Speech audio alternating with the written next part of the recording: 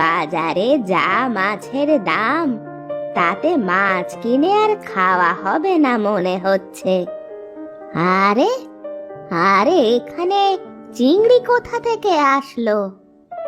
আরে বাহ, চিংড়ি মাছটা দেখতে তো অনেক সুন্দর। যাই, এটাকে নিয়ে যাই।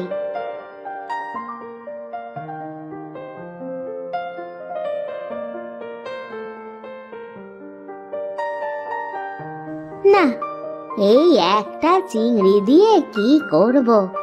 তার চেয়ে বরং চিংড়িটা আমি পুকুরে ছেড়ে দিই, বেচারাটা বেঁচে যাবে।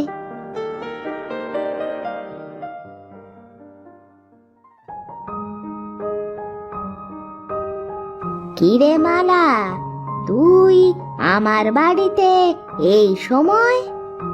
বুড়িমা, তুমি এসেছো? তোমারই জন্য বসে আছি। কেন রে, কি হয়েছে? বলছি কি বুড়িমা, তোমার জাংলা থেকে একটা লাউ দাও না, আমার না রান্না করার মতো এখন কিছুই নাই। ও আচ্ছা, এই ব্যাপার। আচ্ছা দাঁড়া, দিচ্ছি।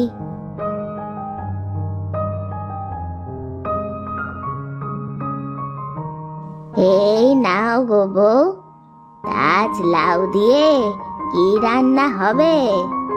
লাউ ঘন্ট করবো গো বুড়িমা, ঘরে যে চাল ছাড়া আর কিছুই নাই। ও আচ্ছা, ঠিক আছে।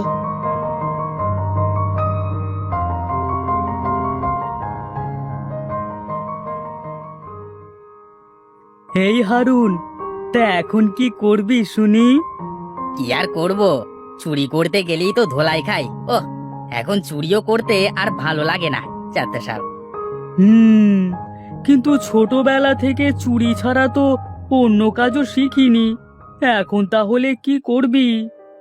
হ্যাঁ রে, সেটাই তো ভাবছি। শোন, এমন করলে কেমন হয়? যে বাড়িতে পুরুষ মানুষ থাকে না, আবার বুড়ো বুড়ি ছাড়া বসবাস করে না, তাদের বাড়িতে চুরি করলে তো আর ধরা পড়বার কোনো সুযোগই থাকে না। হ্যাঁ, তুই ঠিকই বলেছিস, এখন থেকে তাই করতে হবে। তাহলে আর কি, আজ রাতে গ্রামের ওই পাড়ার ঠাকুমার বাড়িতে চুরি করতে যেতে হয়। ওই বাড়িতে তো বুড়ি একা একা থাকে। তুই ঠিক বলছিস তো? আরে হ্যাঁ, আমি ঠিকই বলছি। ঠিক আছে, তাহলে আজ রাতে আমাদের টার্গেট হলো ঠাকুমার বাড়ি। এই পরাণ, এই দেখ দেখ, বুড়ির জাংলায় কত সুন্দর লাউ ধরে রয়েছে। আস্তে আস্তে কথা বল, ঠাকুমা জেগে গেলে কিন্তু চেঁচিয়ে বাড়ি মাথায় তুলবে। আচ্ছা আচ্ছা, ঠিক আছে ঠিক আছে, এখন চল চল।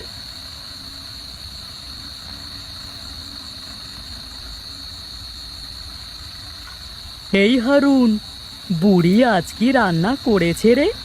এত সুগন্ধ আসছে।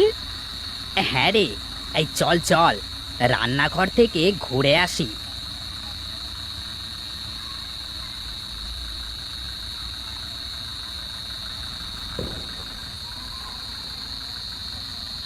আরে পরাণ, বুড়ি দেখছি শিং মাছের দো পেঁয়াজা করেছে।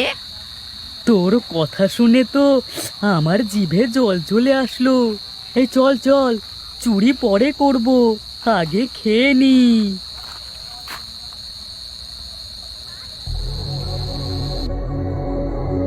এই, কে রে রান্নাঘরে কথা বলিস? এত রাতে কে আসলি?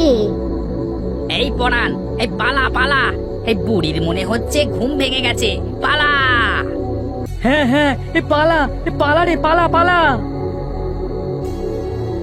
এই চোর, চোর এসেছে আমার বাড়িতে, চোর! এই যা, চোর দুটো পালিয়ে গেল দেখছি। কোথায় কোথায় চোর? হ্যাঁ, কোথায় চোর? চোর দুটো পালিয়েছে। তা কিছু নিতে পেরেছে নাকি গো বুড়িমা? তা আমি এখনো দেখি নাই। আবার চোরের উপদ্রব বেড়ে গেল, এখন তো কেউ শান্তিতে ঘুমোতে পারবে না। ওগো বুড়িমা, তুমি ঘরে গিয়ে দেখো যে চোর আবার তোমার কিছু মিছু চুরি করে নিয়ে গেল কিনা।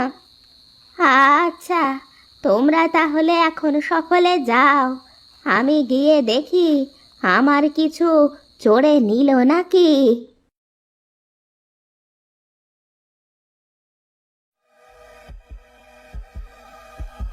হ্যাঁ, হ্যাঁ, যাক বাবা, একটুর জন্য বেঁচে গেছি। ধরতে পারলে না, একদম মেরিয়ে ফেলতো। হ্যাঁ, তা তুই যা বলেছিস। হারুন, শিং মাছের দো পেঁয়াজাটা না সেই ছিল। হ্যাঁ রে পরাণ, আমার কাছেও অনেক ভালো লেগেছে বুঝলি। শোন, কালও একবার ভাবছি ঠাকুমার বাড়িতে যাব। আহা, কি সুন্দর লাউ হয়েছে। একবার লাউগুলো যদি কেটে নিয়ে আসা যায় তাহলে ভালো দামে বিক্রি করা যাবে। হ্যাঁ, তা তুই যা বলেছিস একদম আমার মনের কথা। ঘরে কিছু না পেয়ে শেষ পর্যন্ত আমার মাছের তরকারি খেয়ে গেল। হায় রে কপাল, মাছ দিয়ে দুমুঠো ভাত আর কপালে জুটল না। যাই, এখন গিয়ে ঘুমিয়ে পড়ি।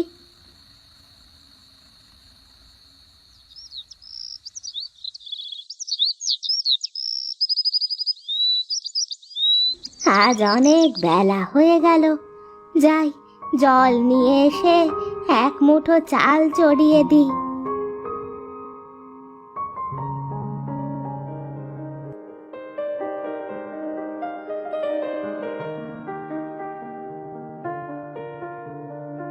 আরে আরে, এ কি দেখছি আমি? আমার কলসির মধ্যে এত চিংড়ি কোথা থেকে আসলো? আমি দিয়েছি গো ঠাকুমা, আমি দিয়েছি। ওরে বাবা রে, ভূত ভূত ভূত! আরে আরে, ভয় কেন পাচ্ছ? আমি ভূত নই গো ঠাকুমা, আমি হলাম চিংড়ি রানী। আমাকে তুমি তোমার বন্ধু ভাবতে পারো। তুমি ভূত না, তাহলে কথা বলছো কি করে? আমি কথা বলতে পারি, আর সব শুনতেও পারি। ও আচ্ছা, আমি আরো ভয় পেয়ে যাচ্ছিলাম। শোনো গো ঠাকুমা, আজ থেকে তুমি প্রতিদিন এক কলসি করে আমার থেকে চিংড়ি নিয়ে যেও, আর তা বিক্রি করে তোমার সংসার চালিও। তুমি সত্যি বলছো? হ্যাঁ গো হ্যাঁ, আমি সত্যি বলছি। এখন তুমি যাও, তোমার খাবারের মতো রেখে বাকি চিংড়িগুলো বিক্রি করে আসো।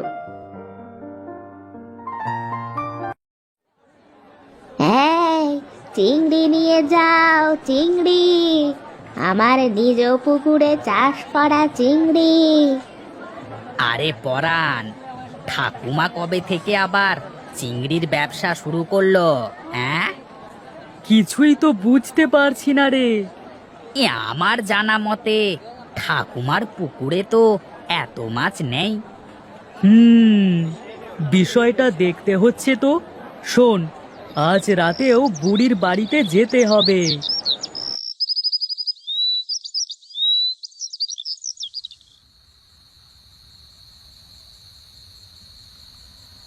এই শোন, আজ আর ঘরের ভেতরে গিয়ে কাজ নেই, তার থেকে বরং লাউগুলো নিয়ে কেটে পড়ি।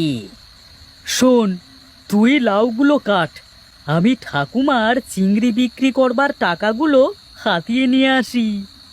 এই ঠিক আছে, ঠিক আছে, এই সাবধানে যাস কিন্তু। হ্যাঁ,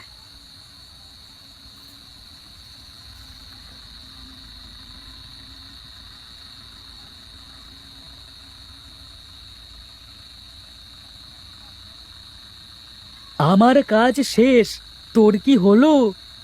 হ্যাঁ রে পরাণ, আমার কাজও শেষ। এই দাঁড়া, আর একটা আছে, এটা কেটে নি। তাড়াতাড়ি কর।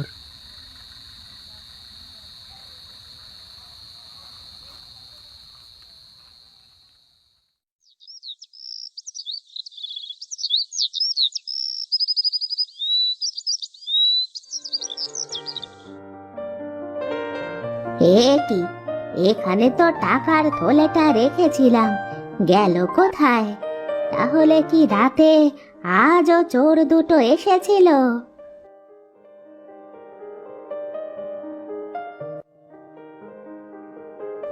হায় হায়, এ কি সর্বনাশ হলো আমার! জাংলার লাউগুলো কারা চুরি করে নিয়ে গেল গো! হায় হায় হায়! আজও চোর এসেছিল গো বুড়িমা? হ্যাঁ রে, চোরে দেখ আমার সব লাউ চুরি করে নিয়ে গেছে। কি আর করবে গো বুড়িমা, তোমার বাড়িতে যে একটা পুরুষ মানুষ নেই যে তোমার এই সংসার দেখে রাখবে। হ্যাঁ রে, আর যদি একটা ছেলে থাকতো।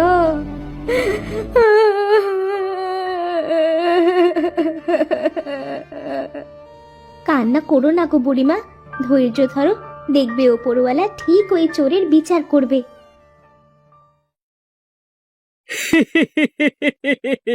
বিচার করবে আমাদের?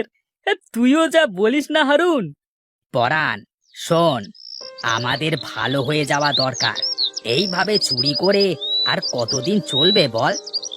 আরে শোন শোন, আর একটা বড় দাও মারতে পারলেই ছেড়ে দেব। এই চল এখন বাড়ির দিকে যাই।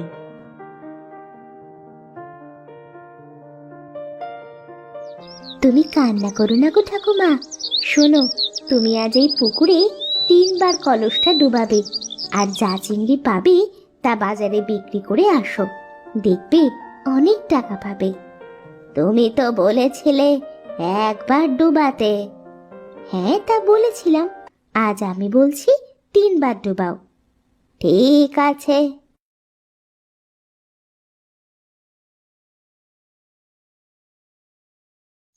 পরাণ, কি বুঝলি? হে তো দেখছি আমাদের কপাল খুলে গেল। হ্যাঁ রে, তুই না বড় দাও মারবার কথা বলেছিলিস, তা মনে হয় ওপরওয়ালা আজ রাতে আমাদের কপালে রেখেছে। তা তুই যা বলেছিস।